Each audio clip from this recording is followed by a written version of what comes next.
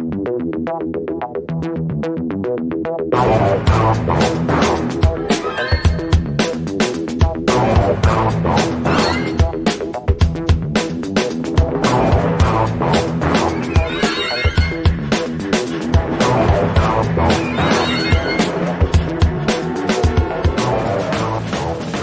and thank you for downloading this episode of Discussing Documentaries with Rick Wharton.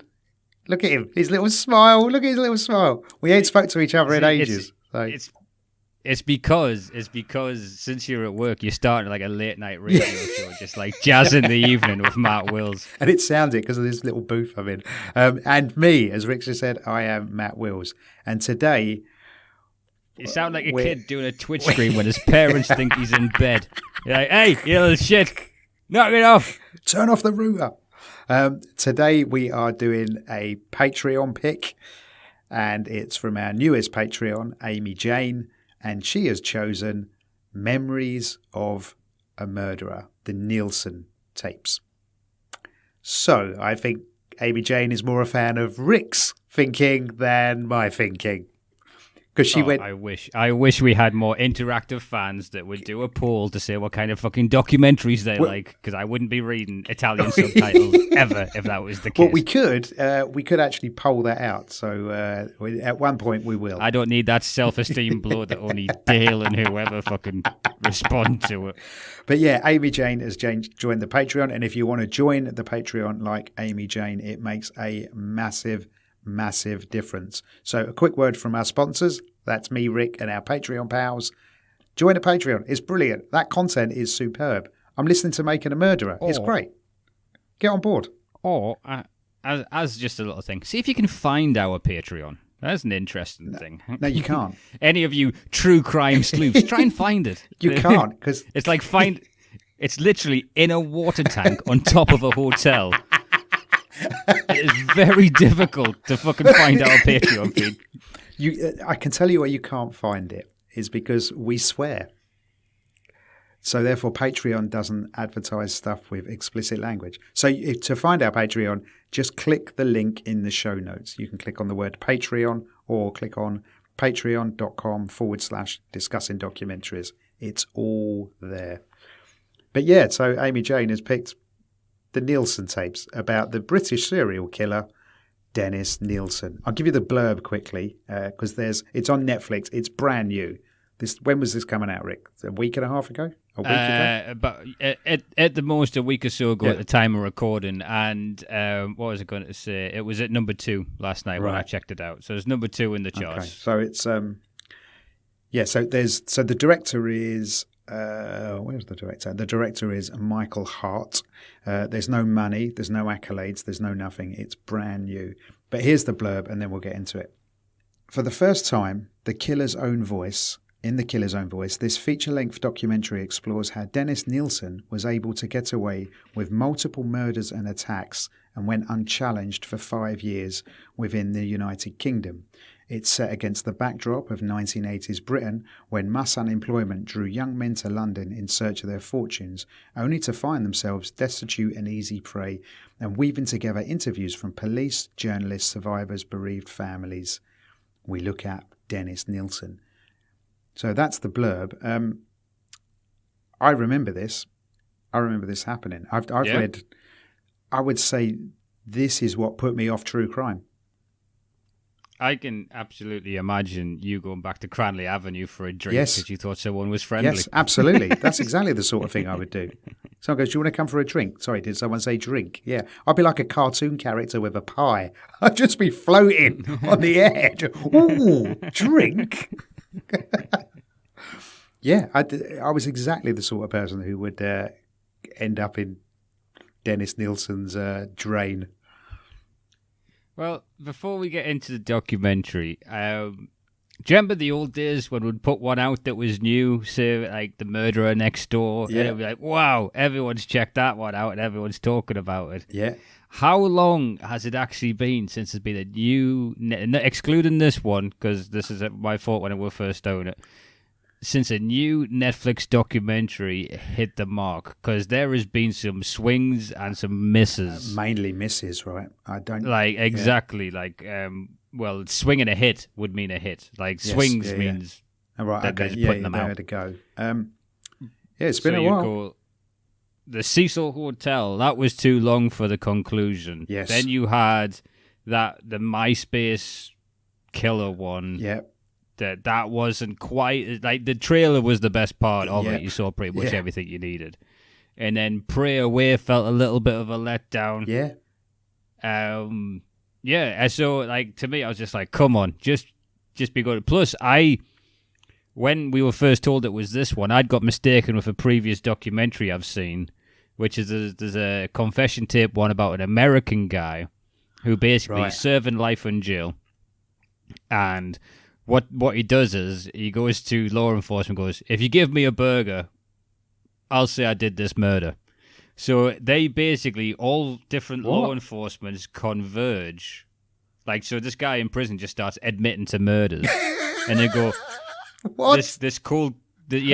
So all these cold case files, like, and they're like, oh shit, like we've not got a clearance rate on our murders. Goes, yeah, I'll say I did that. Get us a McDonald's, McFlurry, So basically, he had like all these different counties, and he goes, yeah, travel the country, murdering people the whole time. He's just and since he was doing it, he just copped it, and the police pounced on it and just got as many clearances as they could for their murder cases. Went, yeah, he did it. Beautiful. Greatest killer in American history. He's like 147. He's like, he's a huge obese man. He's got diabetes. He's eating so many hamburgers. Now, yeah. He was small when he started confessing them. So I thought it was that. So I was quite happy when I realised that one that I hadn't seen.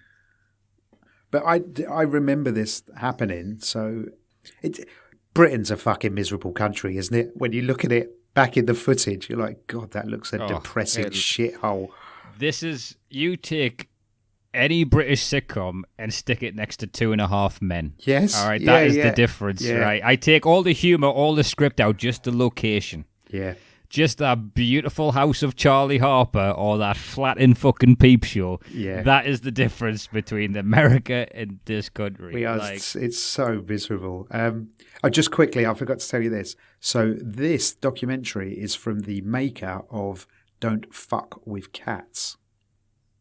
All right. So I know that's in my horizon, and it's fast coming up. Our other Patreon fan, Nick, was telling me about that, and she went, I don't think that's for you, Matt.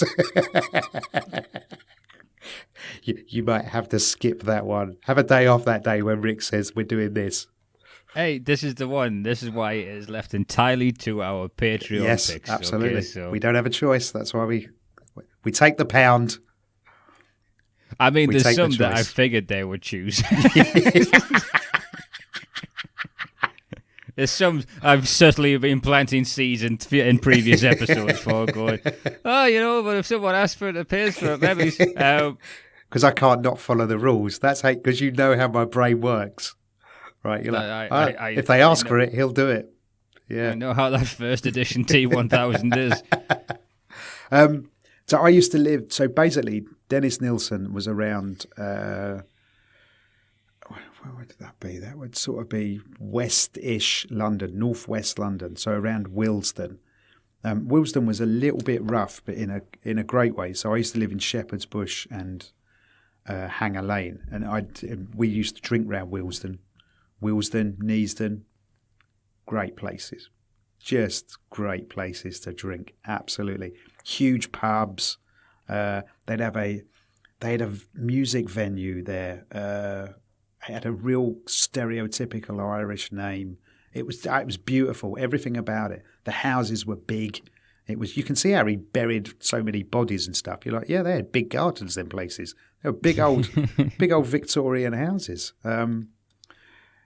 And yeah, so I had fond memories of Willesden, and you think, fucking hell, if I was 10 years older, I probably would have ended up in a garden in Willesden. The Willesden Garden. All right, so yeah, I like the way this one's edited. This is one thing I will say on this documentary. The way it's put together is pretty well done. You get Steve Musker, who's the lead detective on it. Yeah, he's talking, and then it cuts to Mike Catteran, who finds remains in a drain. Now he's And he is says, he the rent-a-kill guy? No, he's the dino rod guy. Yeah. yeah, he's the plumber. Yeah, the dino rod.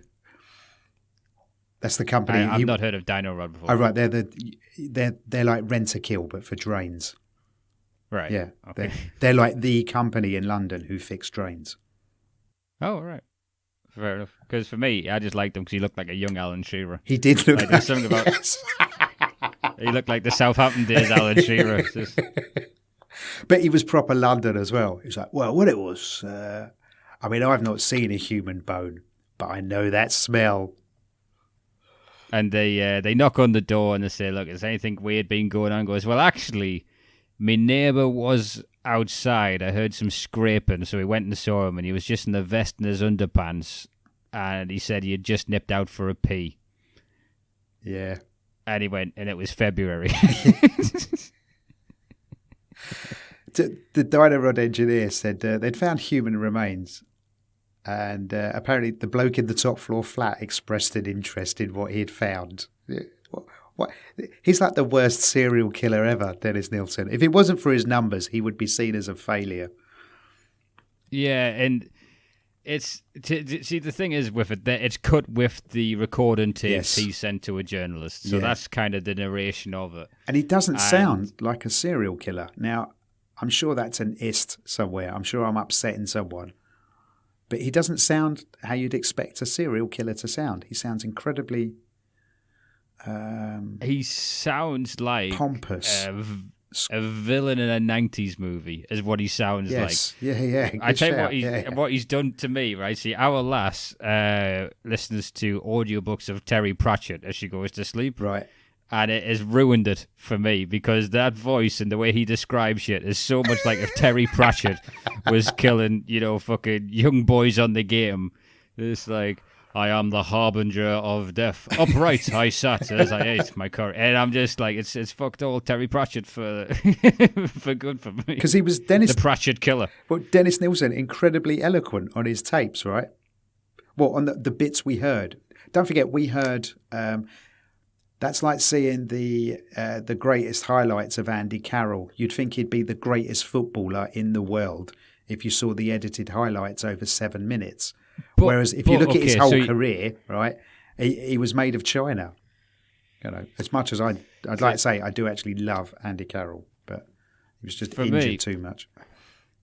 When you hear that voice and you see the attic he was staying in, I'm like, yeah, there's enough aggression in that guy. Oh, God, yeah. That is. Well, the copper called him a psychopath, didn't he? From the off, he went, "This bloke's a psychopath." And because he took him into the house and he heard so he goes up to the attic he stayed in, and this is so British because he turns around and he goes, "All right, stop being funny. Where's the rest of the bodies?"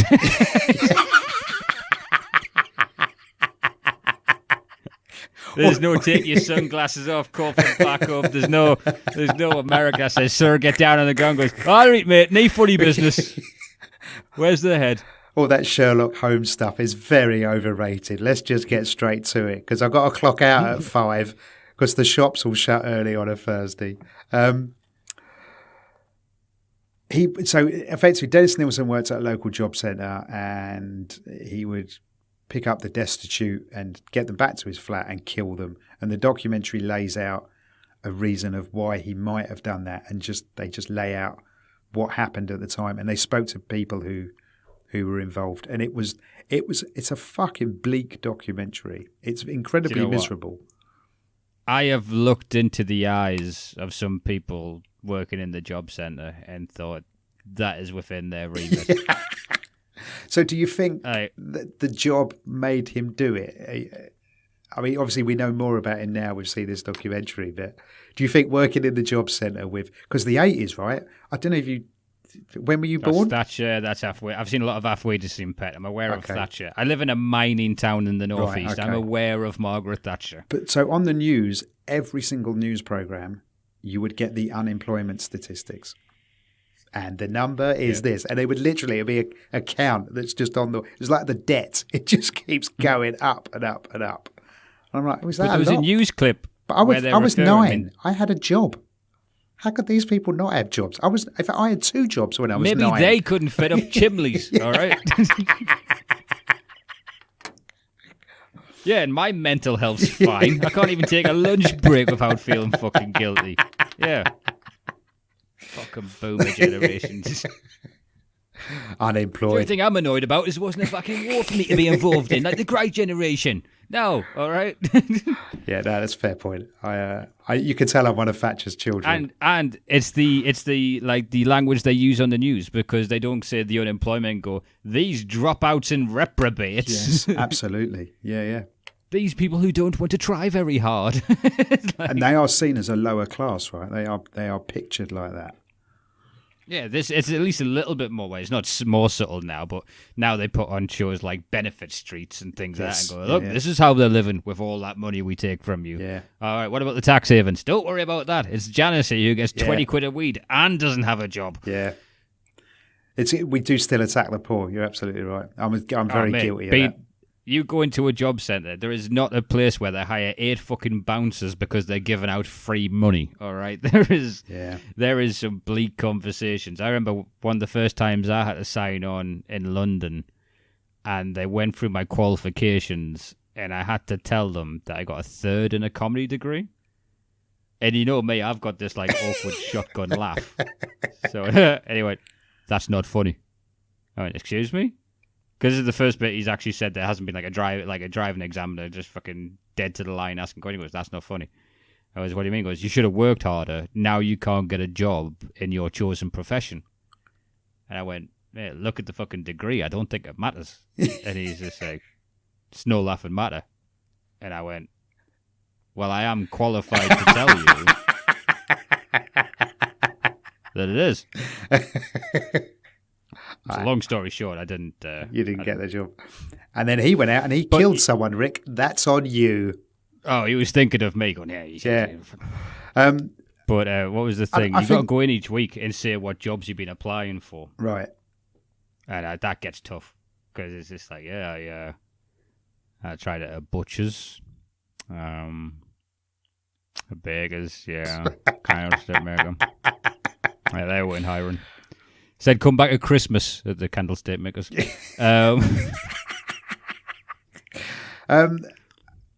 I think Denis Nilsen, up until that point, I think he was Britain's biggest serial killer. And obviously now he's been replaced I think he's been replaced now by Harold Shipman. Shipman, yeah, sorry. Or that's the Roses. Like an oldest opinion, yeah. But that's, we don't know Fred that. West, Rose West. Yeah, and we don't know their numbers, but yeah, he's got to be still in the top 5. It's not like we breed these people all over the place. They're very few and far between. But he seemed as a serial killer who just puts the stuff in the cupboard in their bedroom. And have you ever smelled a dead body, like of a dead animal or a dead human? I'm going to surprise you here, Matt. I don't actually have a sense of smell, so. Oh shit! Every time. Every time. Sorry, mate. Anyway, it's incredibly distinctive to the point it makes you feel sick. You're like, I imagine my Halls room smelled like right. that. Okay, right. Yeah, the reason you couldn't get a girlfriend for 3 years. That's why. I've done gigs and I'm like, I don't understand. These jokes kill. Why are they all looking at me like that? Take your jumper down with your mouse. I want to see if you're smiling or not. But basically, so the offices I've worked in, they always have false floors. And rodents are a massive problem in London. And basically, you'd pick a floor up and you could smell a dead animal. And that smell would last for like years sometimes. If you couldn't find the body as it's rotting away. And I can taste it now. Now I'm going back to that memory in my head. It's fucking horrible. So the fact he just kept them in his wardrobe, he must not have had a sense of smell. I must know, like, you get used to it. Like, know how your house smells. Do you know what I mean? Yeah, like, you're used to it. But if you got pets or something, then a stranger comes in, like, oh, that place is awful. Yeah, maybe. As my mother tells me every time. Yes. Stop rubbing in the fact I've got no sense of smell, you mean woman. This documentary, I made this though, it's so British. You should kind of watch it eating fish and chips and waving the Union Jack. Yeah, go Britain. And like when it shows Soho, the sort of all the sex shops and stuff, and it shows Piccadilly Circus. It's just neon, and they're like, yeah, London. And no one noticed these missing people. London. It's a scum hole. And all the people in Scotland are like, how did anyone not notice that someone went missing from their community? Because there's 30 million of us. We don't know everybody. It's not like your little one street, love. Sorry. Here's the sad thing. I knew how no one noticed before they said so. Long before they said so. By the way that this guy was pronouncing his words and just by previous fucking serial killers, I knew exactly why no one was looking for these poor bastards. 100%. Yeah, because he was this smart. This documentary shows, it wasn't because he was smart, this documentary 100% shows the greater plight of homophobia in the space of 10 minutes than Pray Away did. Oh my God, yeah, fair point. And the fact that he went for the homeless and no one gives a fuck about the homeless either. And back then, the homosexual homeless, even less. Right? They cared even less. But he was smart in the fact that he went, well, okay, who are the police not going to look for? Okay, they're not going to look for these people. Okay, and what's my kink? Oh, I need to kill people. Okay, well, let's marry those two things up. And the reason he knew who the police weren't going to look for is because he's an ex-copper. I didn't. Yeah, and I'm sure I've read his autobiography, Denis Nilsen. So. Oh, the book he was working on this one. Well, it's something about. I read a book about him, and it was awful. It was, like I said, this is what put me off true crime. Reading about Denis Nilsen. He's a true fucking villain. This one, like yeah. And when he's talking about. And I interjected. I sat up forthright and I said, and I'm like, look at the verbiage compared to one of the fucking Averys. Yes. You could not imagine one of them using one of those in one of those tapes. The Stephen Avery confession tape is, I didn't do it, fuck you. And he was I'm not being honest. Strange. He was so honest when they pulled him in. He just coughed up everything they needed to know. He was literally, it's a fair cop, Gov. They knew he had him, and I think he wanted the fame or notoriety for it. But maybe. When they've caught him, so they go through the team that has to then go, right, so they found these people in the walls, the floorboards, and then his old place. There was like 13 bodies in the old place. Now, he didn't have my ex-landlord, because he went mental that I left cups behind. So Christ knows how I'm leaving 14 fucking bodies around and getting a deposit, because... Well, Nielsen said he would drink with someone in his flat and then wake up in the morning and there'd be a dead body. You know how it is. But again, that's the reconstruction of like an intellectual fucking psychopath to it's to tell the story of these actions that he thinks are grandiose, but also it's not really my fault. Yeah. It's not my fault this happened. It's but he's also talking to a fucking like when he's talking in jail, and he's just like, I'm eating a curry now with curry powder, and then a joint, and now I play the keyboard. You're like, what the fuck is going on? And you can tell it's dated because he gets to the police station, and the first thing he does is light up a fag. You're like, oh, fair enough. It is. And then they go through it. So it's the slow build of how is he finding these people. And as I've already said, it's because it's exiled people who feel, rejected from society. They come to London. They can't afford to live there. So they end up prostituting themselves. And that's how he's getting most of them. And don't forget back to his place. And don't forget homosexuality was illegal back then. Yeah. Right? And they were classed as... Age of consent was 23. Yeah, right. And it was only in 1983 that it got. I think the law got changed in 1983, so it was legal for consenting adults over the age of 21. And it's just, you're right. I love it when they get that rule in court, and then they walk out of the courthouse. And they're like, come on, guys, right, new law, inside. It's got to be in the house. In the house, guys. In the house. But they were classed as degenerates, right? because of the. I don't know why. When did all of that change? Is that in the 1800s for Victorian England? Is that when it? What is that when it became homophobic? Yeah. When did homophobia kick in? Because it wasn't. If you think our roots, right? Our roots from an English point of view, especially in the South, come from the Romans. So they had no problem with homosexuality. Yeah, but we were like subjugated by them. We weren't like culturally by. We have their roads, not their like lifestyle over here. Yeah, I don't think we had a problem with homosexuality till the Victorians. But why did we get so homophobic as a nation? That's the bit I don't get. I think they always were. It's Christian. No, I don't think we were. Christian values. No, I think that's a creation of the Victorians. I genuinely do. Reckon? There's something rattling around in my head. I mean, maybe so cool during the Dark Ages, but you just couldn't see what people are up to then. Yeah, maybe. Have you ever? I used to live with this drag queen and his boyfriend in Spain. And they were telling me about. Was he 456? Because if he didn't, he's got nothing pertinent to your argument. Well, no, and they used to go to dark rooms, and they would tell me what a dark room is in the gay club sense.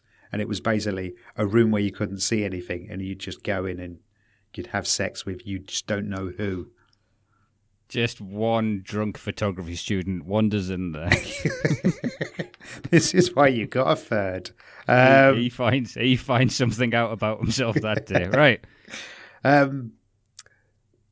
He was very honest to the police, but that did nothing for him. I think you can get away with your honesty if you've maybe killed someone by mistake. But when it's 16, you're like, oh, you'll never guess what. I just woke up and there they were. Phooey. I think, again, since he's a police officer, I imagine he thought, you don't get away with this forever. Yeah. He's like almost resided to the fact he'll be eventually caught. Do you think so? I believe so. And the idea that he's doing his fucking tapes and his autobiography, I think he was fantasizing over being this man that, like, he refers to himself as the bringer of life and the harbinger of death with different fucking... Yeah. Oh. And the interesting thing with the documentary, a little bit like, what's the other Netflix one? The Mormons. Yeah. You don't see, where you don't hear the bomber, because you'd be like, all right, that guy's up for something with that squeaky voice. That Johnny Wardlow guy, I don't trust him. Yeah. But you don't see the face of Nilsen until they reveal him to the press. Yeah. And you're right, that's the good editing that you were saying. Yeah, so you're doing it kind of in time with them. And then you have this journalist who is called Douglas Bence. Yeah, Daily Mirror. He looks like they've had to fly him in from his villa in Spain to do that. He's got the rich 80s guy, like, shirt ripped open like Superman. He's bald but with long hair. He's got, like, tash. He looks like he's working for... He's a couple of rungs below Peter Stringfellow. Do you know what I mean? He works within that seedy... I thought he looked like the snooker player Willie Ford is who he reminded me of. Oh, Again, a very 80s reference there. But he said he got a tip about the story, but he said there was going to be resistance because the public do not want to be upset over their breakfast table when they read the papers. Well, don't they? What a different world. What a different Absolutely. world, because that is what sells now. That is front and centre, the front page of it. Yeah. And they sensationalise the fuck out of this bloke, right? Which wouldn't have happened if he wasn't gay.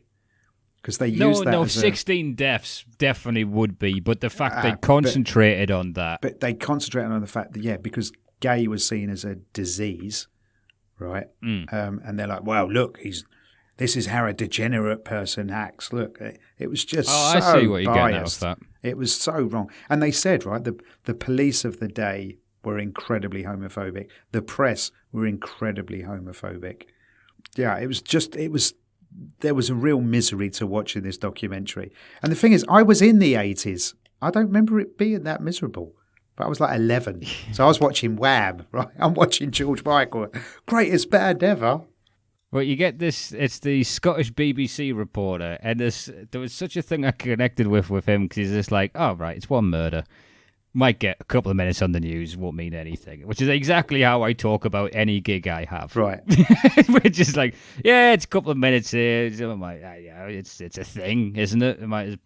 Anyway, what, 15? And then he leaps into fucking action, and then he's just got so much energy about himself. Yeah. But they're all Scottish in this. Yes. Which was another tip of the hat. He fit the bill for a killer for me, because I couldn't tell he was Scottish until they said he was Scottish as Nielsen. Oh, no, I got that straight off. That was one of my first notes. He's got a twang of a Scottish accent. I didn't catch it. And a pompousness. There was a real pompousness to him. And he didn't seem... It's one of the reasons why I think Tony Blair was evil, is there's no one from fucking Sedgefield that sounds like that. He literally sounds like he's denying his actual voice with every sentence. Which is exactly what he was. Yeah, hide who I am. That day, the BBC journalist was called Bill Hamilton. And then he interviewed a couple, right? And it looked like they were in the 60s rather than the 80s, because the geezer had this huge comb over. He had a Carl Pilkington round head.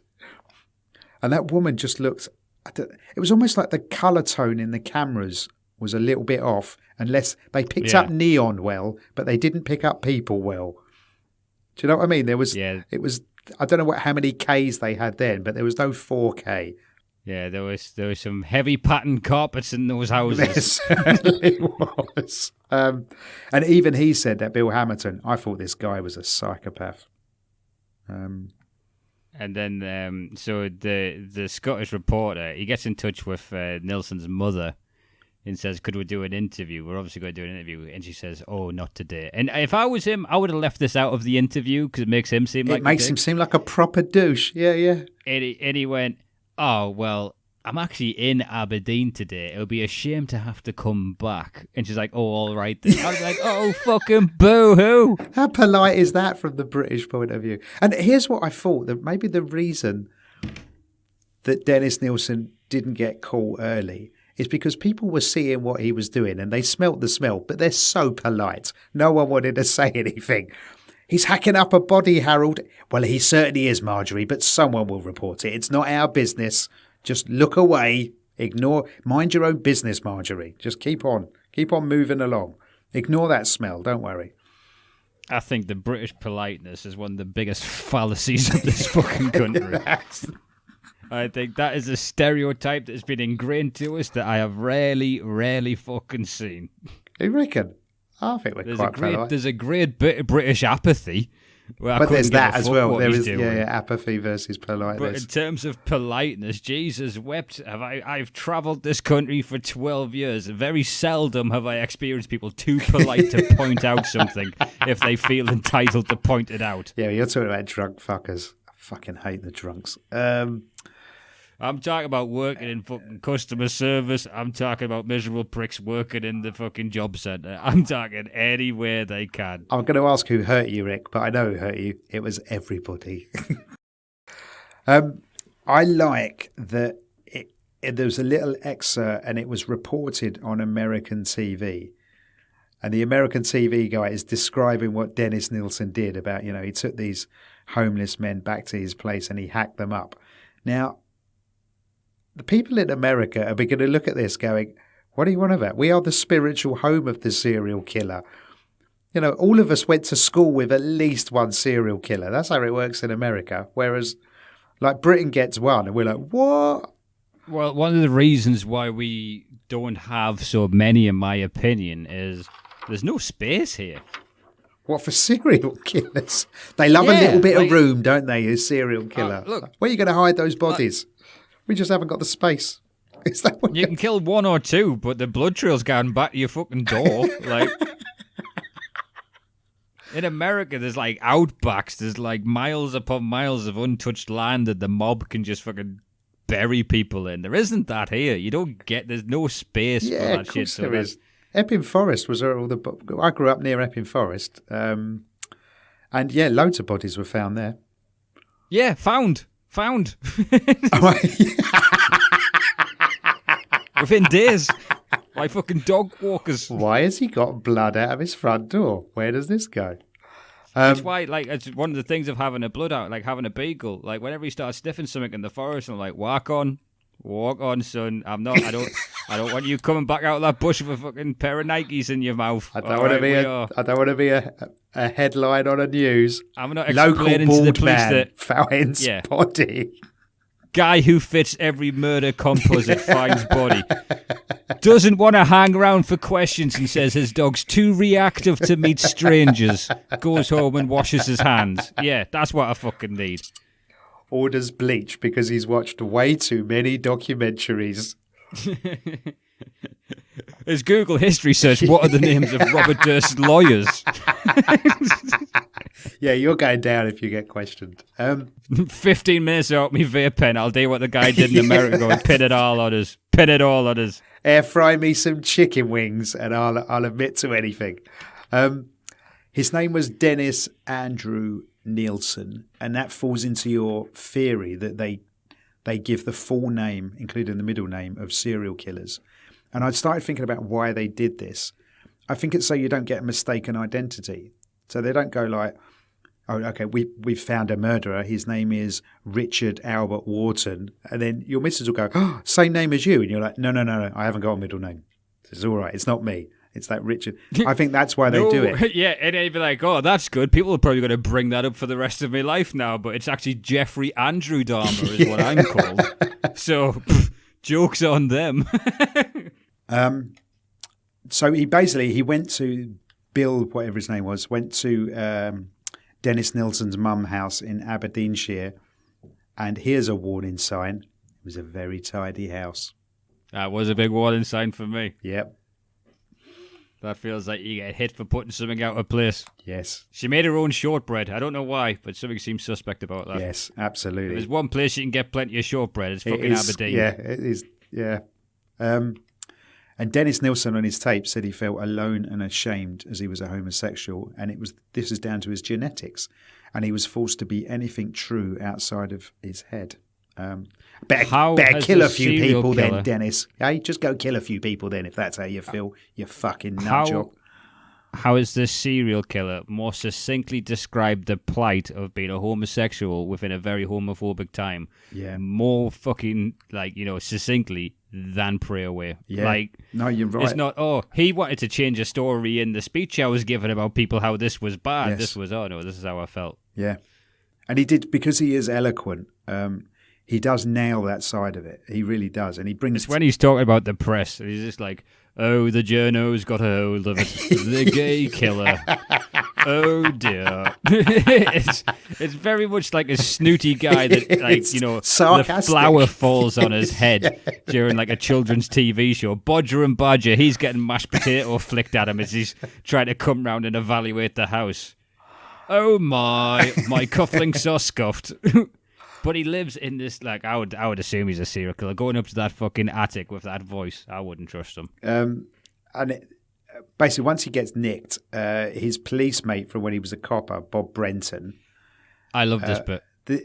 He gives this great thing. He went, he wasn't really a people person. So when he left, there was no leaving do. Well, then this is on you, Bob. I think this is all on you, motherfucker. Maybe if you would have just got him a leaving card, a little bit of cake, right? Couple of cans of special brew, you and the lads. He loves a Bacardi, our Denis Nilsen. Couple of Bacardis. Maybe he would have been a nicer person. It says a lot about me, but in all the jobs I've had, I've never had a leave and do. Oh, really? If I have had one, I wasn't invited to it. But no, I've never had a leave and do. I left the job once. We had a week of leave and do's. I think we started on the Monday and we finished on the Friday, and it just got more debauched every single night. That's when Matt was working for Alcoholics Anonymous. He no longer works there. That leave and do really spiraled, did a lot of damage for the community. I'm taking everyone down with me. And basically, this Bob Brenton was called to an incident. And it's the everyday life of people around these fascinating scenarios that I enjoy. All right, so we're like, you've worked with this weird loner. All right, and then they went, okay, so now the pissy sergeants went, tell me about your friend fucking Yes, Dennis. That's right. No, I only work with him, Gov. I didn't even get him a leaving card. You can tell in his voice that he's been taking shit for this. And Yes. He's annoyed that it's now referred... Like, he's being very facetious that he's referred to as his friend. Yes. This is career defining, My right? friend Career Dennis. defining. Yeah. I've worked with one or two where I'm like, yeah, I might get called in to talk about that guy's character someday. I don't know if I've ever worked with a... Oh, yeah. Have I ever worked with anyone who could be... Yeah, I know a few nutters. It's like the old Adam Bloom joke, which he never gets credited for, but it's the formula of, and if you don't think I'm not like that, it's you. Yes. Is that Adam Bloom? That was originally Adam Bloom, and it superb. just got stolen over the years. Superb.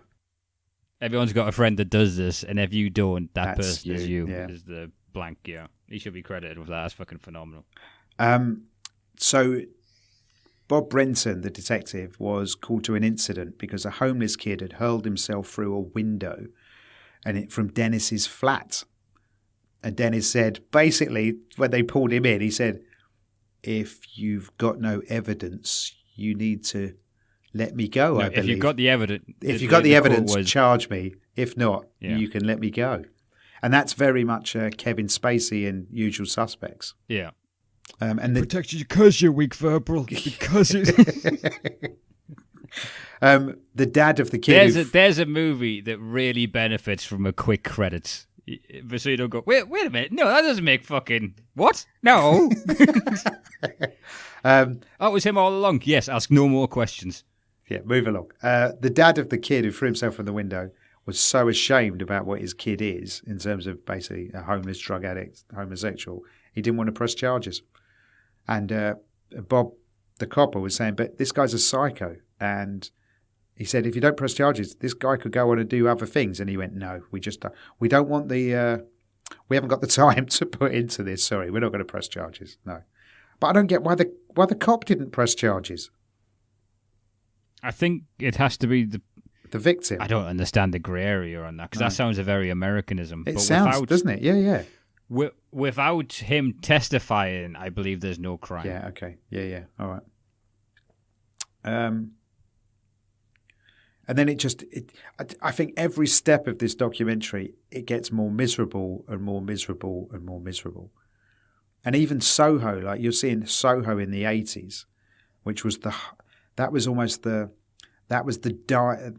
dying embers of the Soho sex area, I think, back then. Because the internet came in 15 years later, so it was on its way out. I was so hammered one night. I wanted to buy some weed, and I ended up in Soho. And this one I just need to buy a couple of joints of... God, what a time before mobile phones. Right, yeah. Jesus wept. And she went, give me 50 quid, go to this place and pick it up. So I did. The place was half an hour away. I got proper stitched up. And I was skint in the middle of nowhere, basically, in London. And I pulled a cab over and I went, look, mate, I'm good for the money, but I've got no money on me. And I went, I've got a good story, though. Do you fancy taking me home? And he went, jump in, kid. Yeah, and I told him my story. He went, you're all right. You ain't got to pay, Matt. You're all right. Yeah. It was a happier time in London where a drunk could be safe. I was out in Surbiton. Tell you what it was like Easter, and sometimes I'll wake up with a rush of energy. I'm like, shit, me and our lass are not living like regular people. I'll make a big Easter dinner. So this is like 11, 12 in the afternoon, Easter Sunday, and I'll go, right, You'd not clearly been asleep. Hang on, you clearly hadn't been asleep from the night before then. You don't get up till 3. So I got out, and all the shops are bare. Yeah, right? it's Easter. So like I've now got exactly. But I'm not a regular person. I don't normally do this stuff. I just think I go and go. I'm like Ebenezer Scrooge. I go, you boy, what day is it today? Bring me a fucking goose. All right. So I got into the first supermarket. Can't find one. So I'm like, fuck. Got to go from Tolworth, where we used to go in that car, down to Surbiton. Got one of those. In the space of going to Tolworth, which is a 5-minute walk from my house, to the bus stop, 3 separate people had not offered, all right, 2 had given me their number for when they presumed I next wanted weed. And the 3rd one offered to give me a free sample. And I'm like, right, that's it. I'm shaving the beard. That's brilliant. There was an incredibly, again, you're right, this documentary did more to highlight the plight of homosexual men than Pray Away did on behalf of homosexual men. I know it didn't just cover homosexual men, Pray Away, but... Because once it starts to go towards court, then you hear that 5 other people had been assaulted and tried to go to the police, and they were just brushed off and called, you probably... Imagine that. You imagined it. It's exactly what they said. You imagined it. And you're gay. But one of the talking heads, Martin, was one of the first people he tried to kill, and basically he's still alive. He didn't get away with it. And he said, a few people knew I was gay, but I was told I'd grow out of it. What? I was told that about being short. Yeah, you'll grow out of it. Don't worry. No, you are what you are. Just imagine you wearing your sister's hoodies, bless you. Yeah, we still do. We still switch clothes, me and my sister. I'm trying to put weight on because the guy who gives me his clothes in a bin bag has put on weight. So I'm trying to bulk up currently. It's been a stressful year for him, bless him. And he's got... So I've got all these nice tight-fitting Top Man tops that aren't tight-fitting. But Martin, what they do is they found his national insurance card in Thingy's flat. So at least he was still trying to find him a job. Yeah, bless him. Yeah. He was a professional. You can't knock his professional credentials. And also, there's no NCIS in Britain. What they did is they just got regular coppers, gave them a green overall, and went, go dig up that fucking garden, will ya? And like 9 of them piled out this van. And she was just a regular, the woman they were interviewing, she's just a regular beat cop, right? She's just a... Yeah, Karen Hunt, I think she was called. So they're like, just, here's a shovel. Can you go look for bones, please? No NCIS, no forensics, no nothing. It was just Karen and the lads, whoever was free that day, and owned gardening gloves. That was your criteria to make it for that. I don't know. That just sounds like a bit of a different day. Do you know what I mean? Because every day is, if you got your beat and you're like, oh, I've got to chase these people. I've got to, well, I'm digging today. Yeah, I'll hang out, have a few cups of tea. Yeah, just smoke some rollies. There's one of the other talking heads. Basically, it was a geezer called Shane, and then it cuts to his mother, Leslie, and the love of Leslie's life was named Graham, and he was killed by Dennis, and he was one of the first bones they found. And and they're asking about dental records and things. Because first off, when you see the way Shane's dressed, you think, oof, what did he do to him? Yeah. But here's the weird thing. A journalist phones Leslie up, and this is how scummy the journalists were. And they went, we don't want to tell you what Dennis did. Do you want to know? Do you want to know? Do you want to know? And she went, go on then. And he dressed him up and watches TV with his corpse before hacking him into little bits. Yeah, like had him there sat in the armchair for 2 days. Yeah, for 2 days. Why did you have to tell her that? That just seems... The press do not come out of this looking good on this documentary. Oh, God, no. No. They never do. But there is. But we've done a lot of documentaries where we're like, if it weren't for the press, none of this would come to light. Right? I believe there's journals and there's journalists, and the well journalists said, come across mate. well. The fucking journals, come on! Hey, were you playing away last night? Were you, John? Everyone has a little go. Do you want to give us a quote for the camera there, John? Yeah. Brittany, show us your tits. Yeah. Brittany, over here, love. Over here, pick that up. Because Russ Coffat is the Times journalist who wrote to Dennis about his autobiography and said he was to cover it in the Times. And you're right, he's very different from the other people. Broadsheet, I believe, is the key word. It is broadsheet, yeah. And he wrote, and like you said, right, he kept extensive records. He'd do recordings, he did home videos, he kept a diary, he did... It was when I saw Leslie, because Leslie talks about their life together and they're on, I think, heroin. They're doing classes, and they have, and their last debate was he wanted to get clean, And she said, Yeah. if you go out and get it fixed, don't fucking come back. And he never came back. Yeah. This but was her when husband, looking at Graham. Leslie, it made me just realise if you do too much Class A's in your youth, something on your face stops working properly. Yes. Yeah. Like with her, it's the reaction with her mouth. Yeah. And I'm just intrigued. You're hitting that age where something's gonna.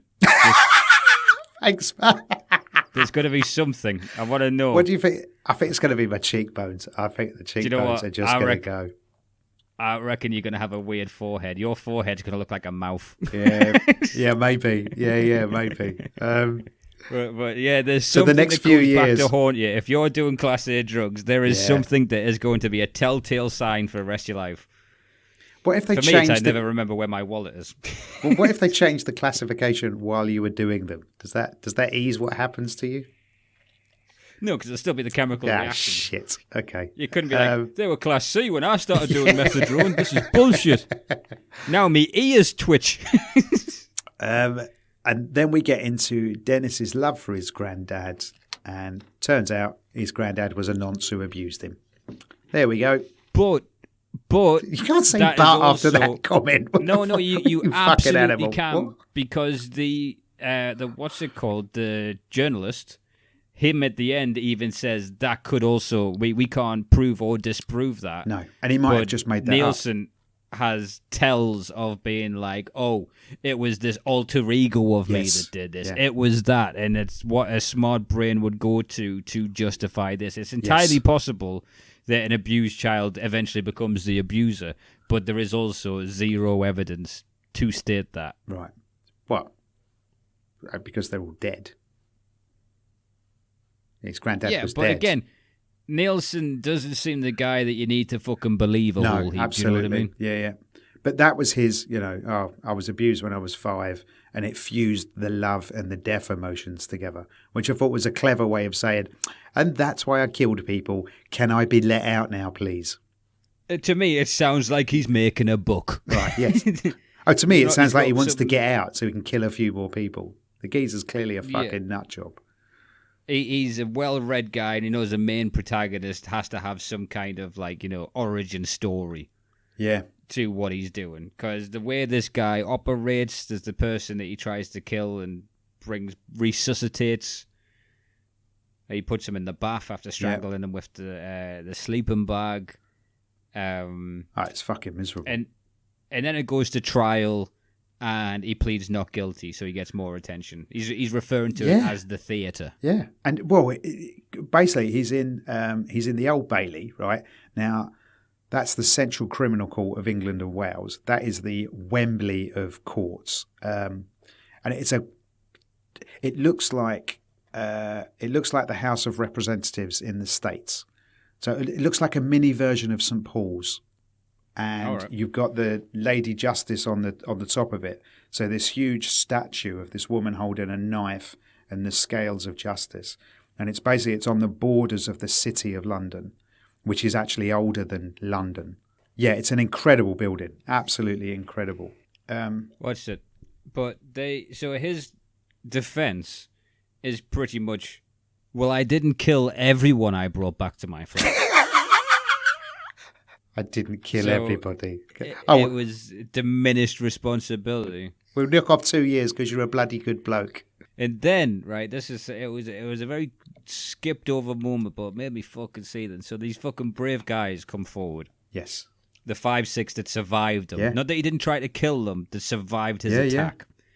Came through, they testified. There was one guy who he'd even mentioned, careful on the sleeping bag, you don't want to strangle yourself on it. And then later he woke up and he was being strangled with the sleeping bag cord. Yes. They are then rushed out of court like they're the fucking villains. Yeah. You seen that in front of the they're rushed and fucking panicked and then They are it just victims. showed- They are not villains. Yeah. without a But doubt. they are and were treated- very brave to stand up and do that. Yeah. You got to fucking applaud them. His defense counsel was Ian Lawrence QC, and that was his first serial killer case. No, he's asked and he said, "Was this your first serial killer case?" And he went, "Yes, and my last, unless you count the Craze." Okay, you name dropping fuck. And also, when he was talking, right, It kept cutting to him playing the piano, which was the soundtrack for his talking head. Like, you fucking pompous prick. What are you doing? When he started doing that, because it starts with him playing the piano. Yeah. He's not talking first. I'm like, has Nielsen got out? Yes. And he's there because in of the some camera weird angles attic and it's so sipping dark. port. Yes, yeah. And who's this fucking big-time lawyer who's only had 2 cases and lost? Yeah. That's why he has... Yeah, those famously unconvicted grade twins. Okay, Ivan, no more cases for you. You're bringing this law firm into disrepute, you fucking Get idiot. me someone with a fucking cowboy hat immediately. Who did that Robert Durst have? Out of all of his victims, only 8... If Carl Stutter had kept his mouth shut, none of this would have happened. Out of his victims, only 8 were identified, and he admitted to killing at least 16.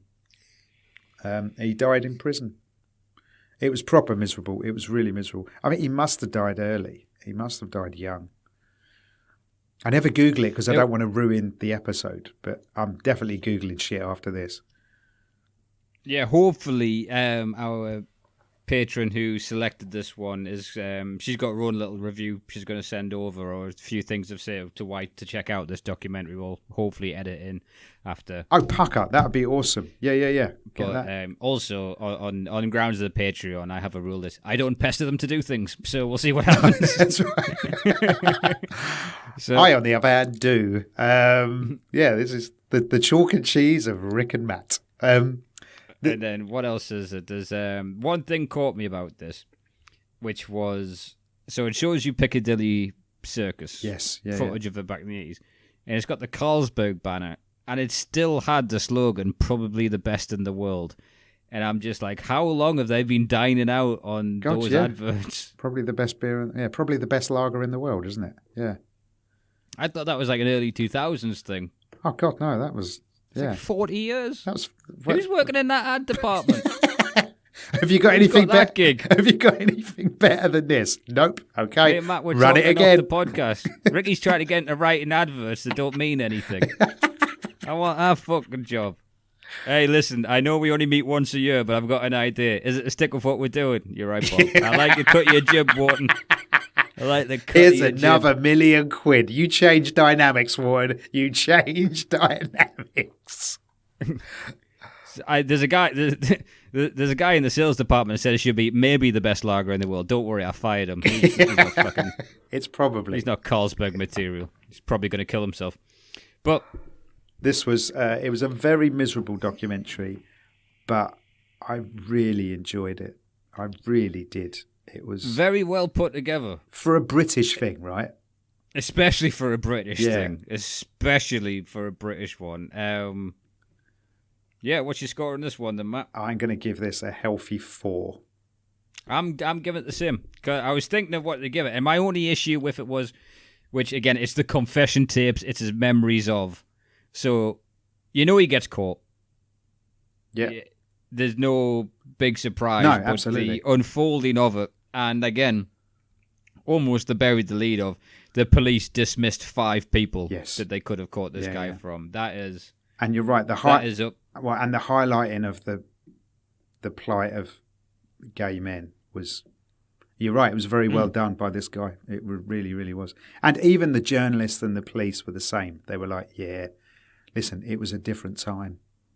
You get the feeling that the guy that my friend Nielsen, the guy, that police officer who has to talk to him. Yeah, that's Bob Brenton. Yeah. Bob Brenton. You get the feeling that they're almost having a go at Bob Brenton for having a gay friend more than they're having a go at him for knowing a serial killer. They're doing some limp-wristed impressions around the fucking office to him. Yeah. How did you not know, Bob? Right. Well, thank you very. And if you want to watch that, it's on Netflix, and it is Memories of a Murderer, the Nielsen tapes. It's good, man. I really enjoyed it. Not a bad watch. Really enjoyed it. Yeah, it was a good pick. So thank you, Amy Jane. Really, really good pick. Because I would have never have watched that ever. I had wrote it off as the thing I had already seen. Right. Okay then. So with the guy copping to the murders. So she nailed it on her first outing. So right. And if you are one of our Patreon fans, get in touch with. This is me doing admin on air now. Get in touch with your picks, and we'll do some of them. Also, I'm going to have to do some Rick miserable thing because I haven't got a chance to filter through them at the moment. I know our Patreon members, all right. There's one or two that I need out, and then after that, they're all Rick picks, baby. They are all Rick picks. Like this gun is heavily loaded in your favour. I'm not pointing any fingers, but they're all in fucking Australia. Once we get through their picks. She Shears is coming, sir. She Shears is coming. Right, thank you very much for downloading. If I can sync it up with the time zones, I can fucking tell you what day you're going to break down on. if the clock's going back. With the Matt Wills brain chemistry. What's it? 2 weeks of out sugar, dark by 7 o'clock. It's coming. Don't fuck with cats. It's coming. That's a potential school shooter right there. Right. What's next, my friend? Next, we're going to do another Patreon pick because we've got a few backlogged. Right. So okay. I'm going to catch up with a few of them. And upcoming, we'll tell you the story because it's fun for people to follow along. We've been contacted by directors of a documentary. They didn't tweet us, so we haven't missed it this time around. Yeah. And we're going to be doing the game at some point, which we just need to finagle times and whatnot. So we're going to have some people involved from that. I mean, they've been negging me for months to do it, so I'm coming around to the idea. And they have proper reached out. It was just, from an ego point of view, it was just quite lovely, wasn't it? But you said once about Rotten Tomatoes, and you'd like on documentaries discussing documentaries score on everyone's documentary, so people knew it would be worthwhile. Yeah, that's what went through my head. I'm like, oh. Well, here's the thing. Like on the other ones, we'd seen the documentary first. Like, if this turns out to be a stinker, we then have to be. No, we still have to say it's a stinker. We can't. We can't sell out any integrity. Yeah, I'm saying it'll be intriguing listening. I don't think it will be because I don't think it'll be all right. Yeah, I don't think it'll be a stinker either. But if it is a stinker and we trash it, and then we've got to speak to the directors, we're like, this is going to be fucking uncomfortable. Rick, why don't you take this one? Hey guys, so I hear your brothers. How about those bears, eh? Right, that's something to check out if you could. That'll be fun. Like I said, we are encouraging people to listen to us to let us know which documentaries you recommend and why, and we'll read them out on here. And for the Patreon picks, if you get some picks in, we'll start picking up on doing a few more of those. If not, thank you very much for listening. Matt, you got anything you want to plug? I'm done. I'm holding down 3 jobs. Your lunch break's over now. I'm trying to get you fired. I'm like, hey, just got one more thing there, Matt. One more thing over there. Literally, there's an office on fire behind him. We've got to finish the recording. See, what I want to be, because I've got Matt on Messenger FaceTime now, is I want some big bugger to come there and goes, Matt, I told you to move them fucking paper clips 20 minutes ago. That's what I'm waiting for. Yes, Bob. I'll be right there. So, did you say that AJ is... I'm calling her AJ like I know her, right? Seamless editing.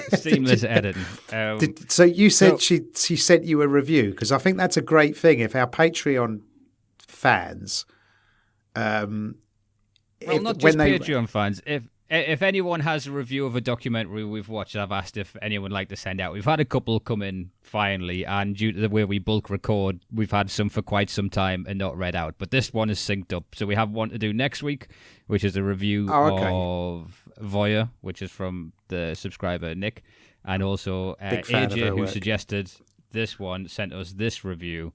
And this is of this documentary that was her pick as well, which is great. This was her pick, yeah. Go on then. Okay, so this is AJ's review of the Nielsen tips. As someone unfamiliar with Nielsen's crime, this documentary balances Nielsen's, police's, and victims' series of events, casting a light on the different perspectives. 1 second. I'm terrible at reading out loud. I'm not very good at reading out loud. Bill Burr makes it look simple, doesn't he? This is why we're going to be really bad when we have to start slinging dick pills for adverts. We need more Patreon people, because reading copy just is not in my wheelhouse. Me neither. Right. Okay, so AJ's review. As someone unfamiliar with Nielsen's crime, this documentary balances Nielsen's, the police's, and victim's series of events, casting light on all the different perspectives. I know, we're going to have to start editing mid-thing now, because we know we're not going to get through it all.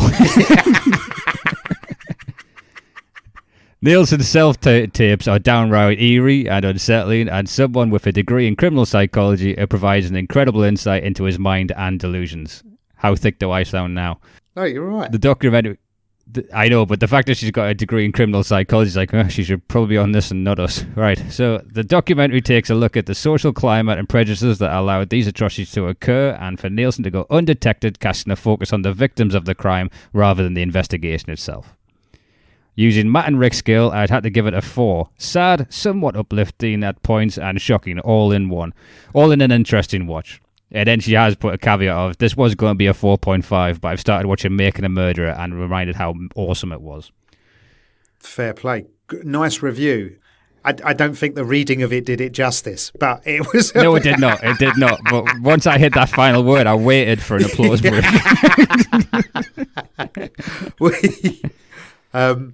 Firstly... That was like in school when you got to stand up and read from the book and go, what, the next page?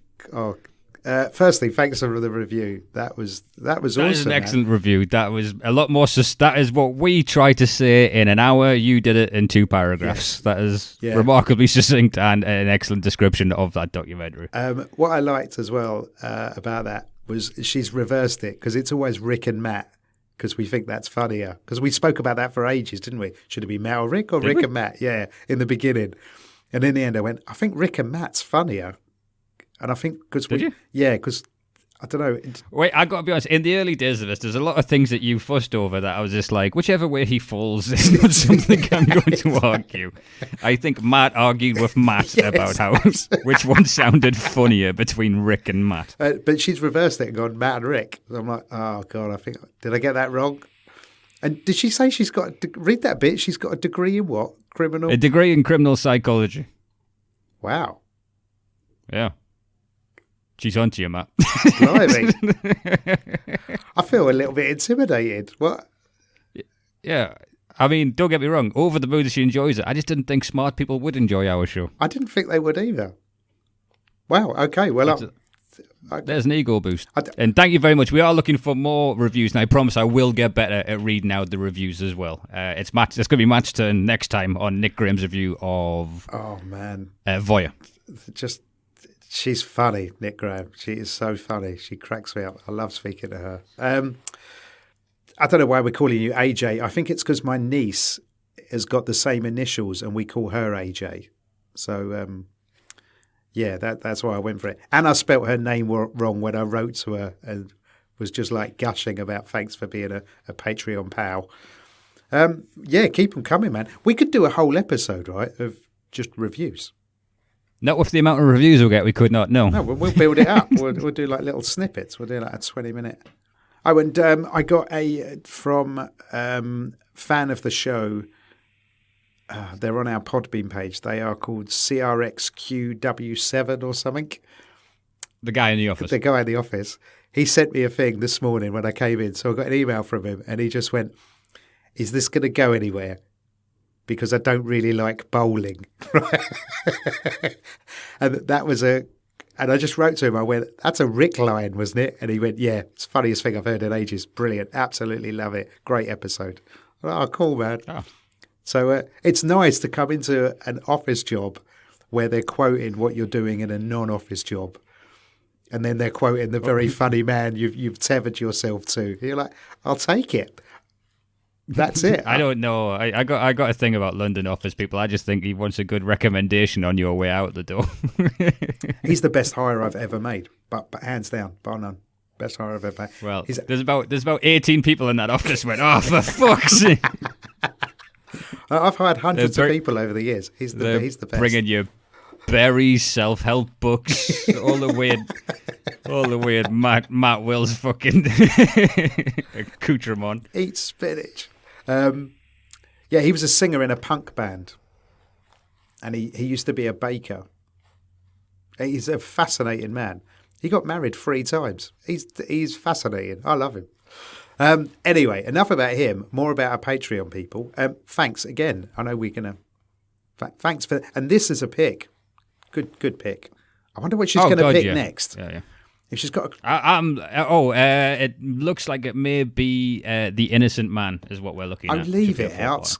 That doesn't sound very nice. Yeah. No, I don't think anyone who really likes ours and has a degree in criminal psychology is going to be picking the fucking Barkley Marathon. So I'm looking for more. I'm looking for algorithms to find more people like this to listen to our show. That's fair enough. I can't argue This takes with the responsibility of Matt Will's breakdown out of my hands and then gives it to a paying customer, which I can respect. I am Pontius Pilate on this one. The crowd has decided. Right, well, fair play. Well, thanks again. Right, let's wrap it up. All right, thank you very much for listening, guys. Excellent pick from the Patreon. And again, I think we're about to drop episode 5 or 6 onto the Patreon of Making a Murderer. And then enjoying doing those. And then, and then we'll have another regular episode for the main feed on Wednesday. Thank you very much. Ta-da.